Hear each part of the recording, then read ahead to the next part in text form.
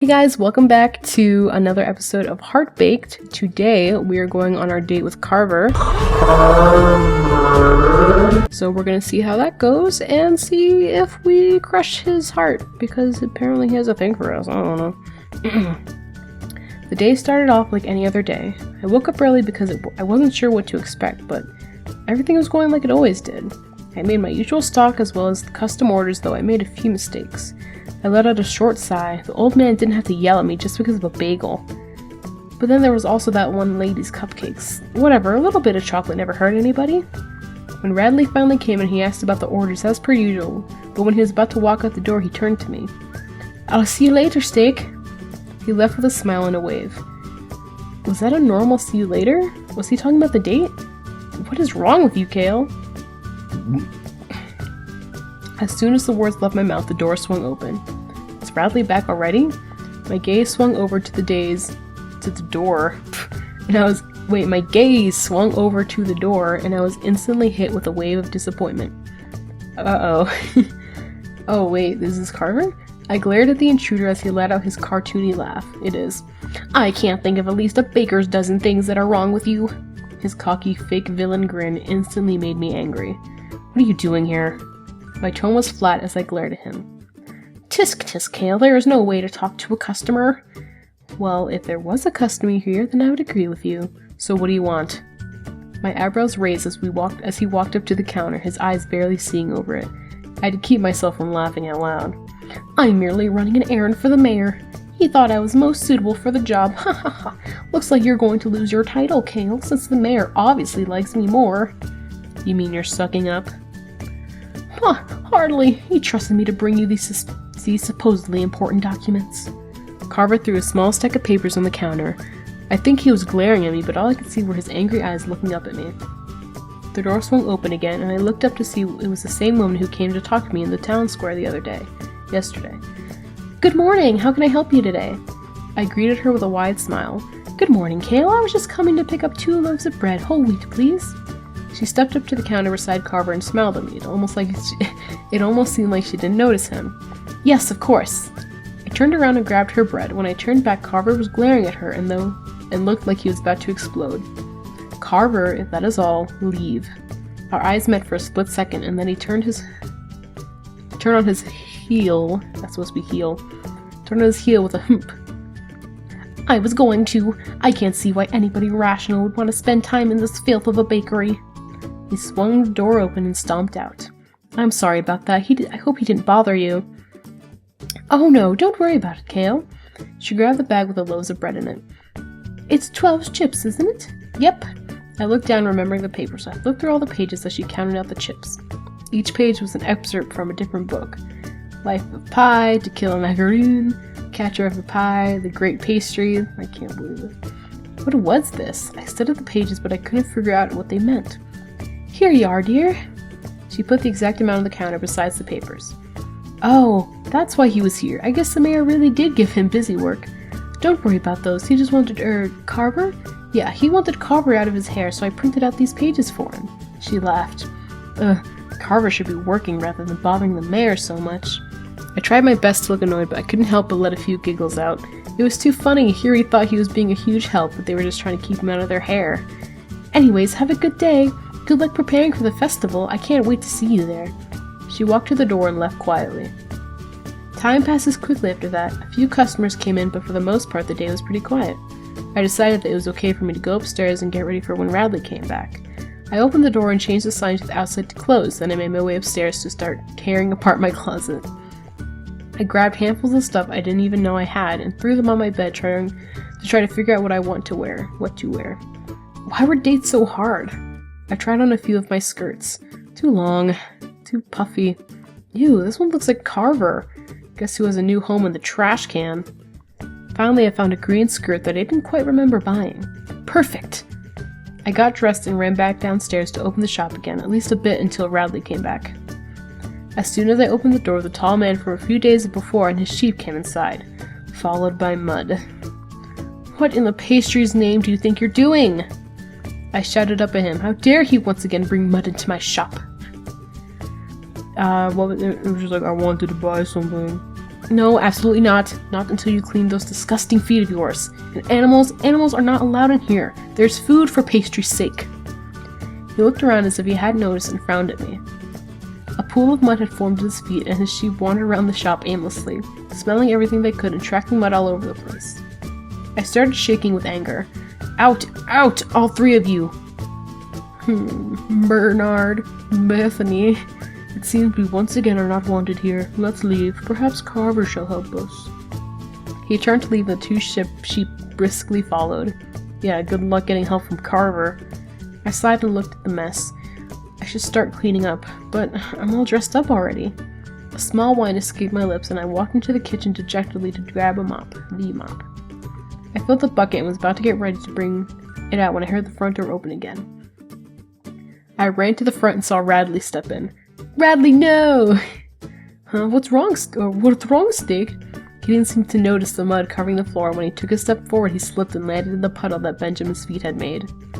He started visibly shaking and looked completely shocked. His clothes were covered with mud, and some had even splashed onto his face. I can't. I have to help him, because he's gonna... yeah. Oh no, here, Rads, let me help you up. I walked over to him hurriedly, knowing exactly just how much he detests dirt. This had better not ruin our date. I grabbed onto his hand forcefully as he shook and stared into the distance. He was in complete shock. I tried to pull him up, but the mud under my feet made me fall backwards. Some more of the mud got splashed onto him, and his face got covered. He started shaking more and let out a shriek. He jumped up on his own. I have to go home. I need to I have to go home. I need to disinfect. I don't remember I can't do his stupid voice. He shrieked, staring horrified at the mud that was soaking into his clothing. Radley, wait! I scrambled to get up after him and slid on the mud. But by the time I stood up, it was too late. He was gone. I let out a huff of anger and stomped my foot, sending some mud flying across the floor. I spent the rest of the day tidying up the shop and decided to just go back to bed. Wait, Radley, just shower here, okay? I'll wash your clothes and everything. It would take him way too long if he went to his house to shower. Wait, I thought he already went to his house. Where did he go? I thought he already went home. Anyway. You'll wash my clothes? He seemed to snap out of the state he was in for a second as he stared at me. Was he blushing? Well, yeah, this way we'll still have time for our date later. Oh yeah, right. Okay, if you don't mind me using your shower. Of course not, go. Leave your shirt and pants outside the door and I'll grab them in a minute. He nodded and bounded up the stairs to my house. I finally looked back to the floor and let out a deep sigh. I'll just deal with this later. I closed up the shop again and walked upstairs. The shower was already running, and was Radley singing? It was hard to hear but the sound of the water, but I pressed my ear to the door and, yep, he was singing. What a weirdo. I grabbed his clothes and brought them to my washing area, deciding that mine needed to be washed as well as I changed and threw them in with his. These are going to need to soak for a little bit before I could get the dirt out. I thought about what to do while I waited and decided to start cleaning the floor downstairs for a bit. As much as I didn't want to, it had to be done. I couldn't leave my bakery in such a state of absolute filth. The pastry god would have my head for sure. 20 minutes later. The floor was finally clean. It wasn't so bad, just a lot of scrubbing, but nothing old Kale couldn't handle. Oh god. I dumped the muddy water back in the back and admired my work as the floor sparkled as if it were brand new, or as if Radley had cleaned it. Speaking of Radley, his clothes should be done by now. I ran up the stairs and scrubbed the mud out with ease, taking each article of clothing out of the basin and wringing them with warm soapy... there's supposed to be a W. Wringing the warm soapy water out. They were ready to hang outside to dry. Hopefully they didn't take too long. It was rather dry out today. It should be fine. What is taking Radley so long? I glared up from the book I was reading to the bathroom door. The water was still going. I peeked outside and sighed. His clothes should be ready by now. I meandered my way down the stairs only to find... Oh, my pastries. Jesus Christ. How did he get in? The shop is closed. Not again. No. What are you doing here? Didn't I tell you to get out? Not only that, but my shop is closed. I shouted at the giant who stood in the doorway, looking around as if he didn't know what he was doing. I washed my feet, and the sign on your door doesn't say that you are closed. My eyes went from his face to the still open door, which did say open to his feet. I think I'm going to die, or kill him. His feet were soaked His woolen pants dripped water all over the floor that I had just cleaned. Out. Get out. I glared at him. But I wash my feet. Will you allow me to purchase something now? I refused to grace his question with an answer, and I continued standing there, staring at him. Okay, I will leave them. Oh, that's so sad. He just... Ow!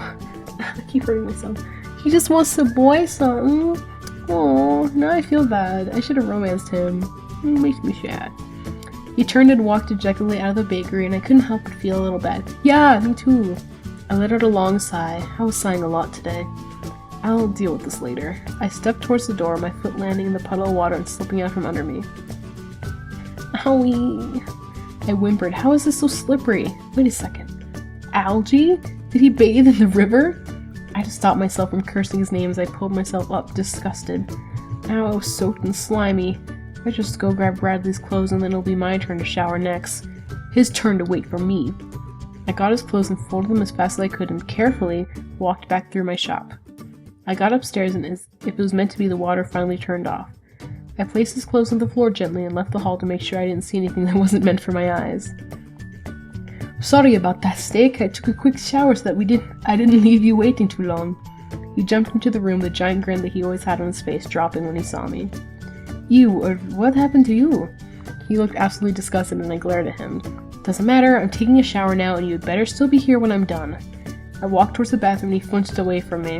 What? I raised an eyebrow. No, nothing, Steak. You, I have to go, I'm sorry. He bolted down the stairs.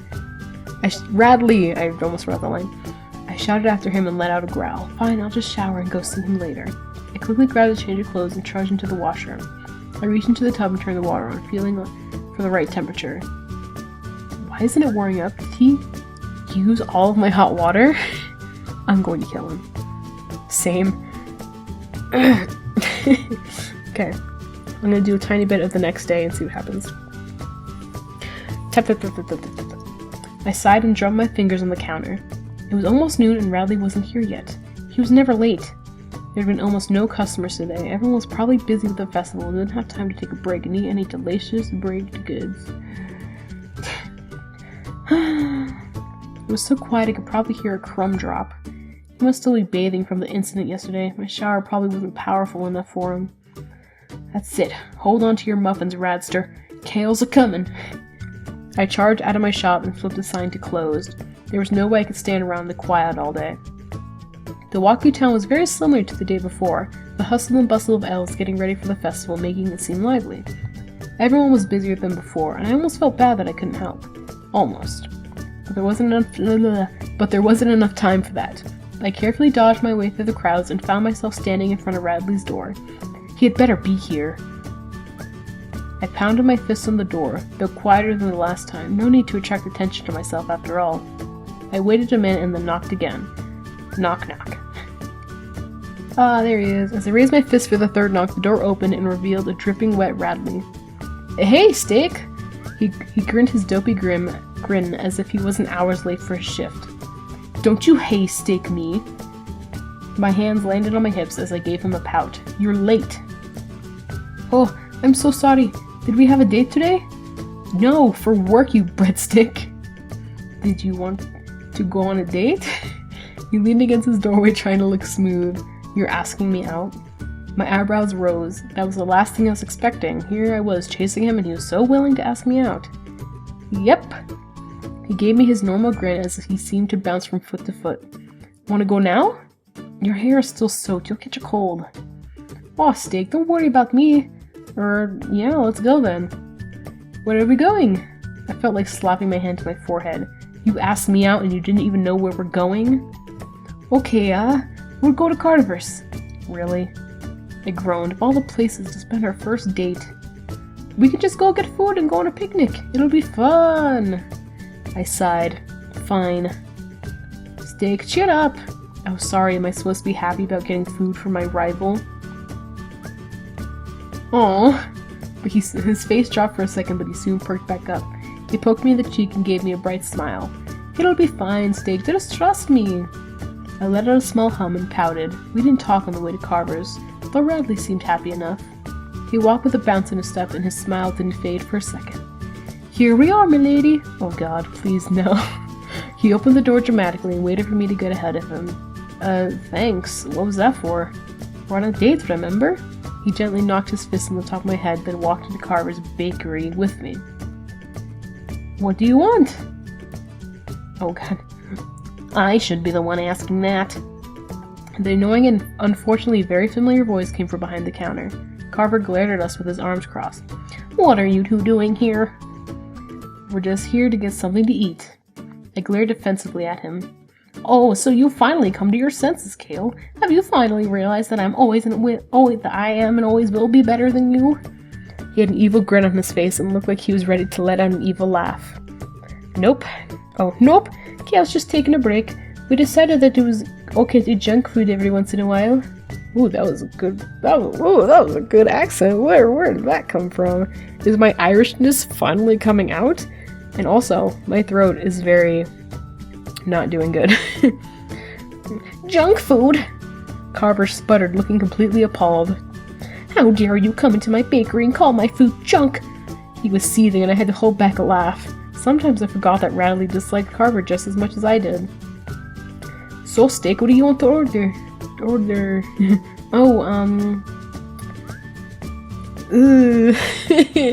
Okay, I'm gonna leave it on this cliffhanger, and I guess we'll see where it goes. So, next time on Heartbaked, we're gonna see what decision I make. Probably not a good one. Woof. Okay, bye!